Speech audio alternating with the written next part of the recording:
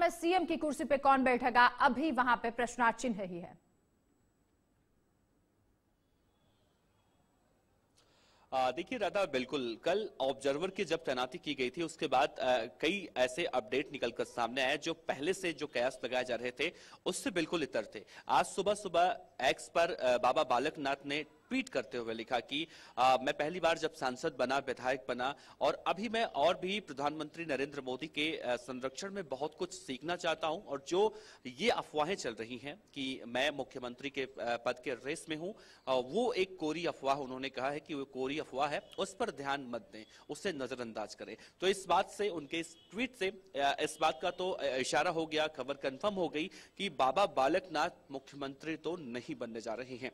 और दूसरा सबसे बड़ा सवाल है कि अगर बाबा बालकनाथ नहीं बनने जा रहे हैं तो ऐसा हुआ क्यों।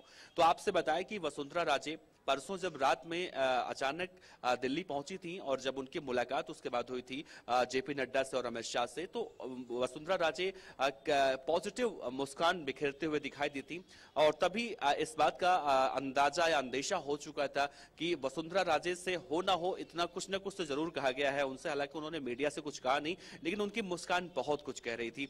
और उसके अगले दिन बाबा बालकनाथ ट्वीट करके कहते हैं कि मैं मुख्यमंत्री के रेस में नहीं हूं।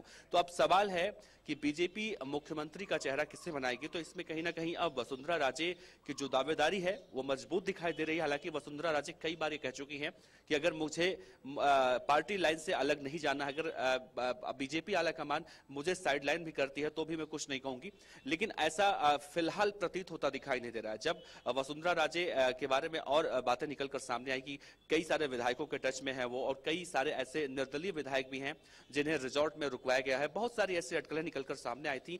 हालांकि वसुंधरा राजे ने इसे एक सिरे से नकार दिया था, खारिज कर दिया था। लेकिन अब जब पर्यवेक्षक जो तैनात किए गए हैं, जब विधायक दल की बैठक होगी उसके बाद ये निकलकर सामने आएगा कि अब कौन बनेगा राजस्थान का मुख्यमंत्री। देखिए अभी भी संभवतः कई नाम चल रहे हैं, लेकिन जब तक विधायक दल की बैठक नहीं होती है, बीजेपी आलाकमान की तरफ से या उनकी तरफ से कंफर्म नहीं किया जाता है, तब तक ये कहना तो गलत होगा कि किसी एक चेहरे पर मुहर लगाया जा सकता है। कई नाम है ऐसे जो रेस में हैं, उनसे इस्तीफा ले लिया गया है।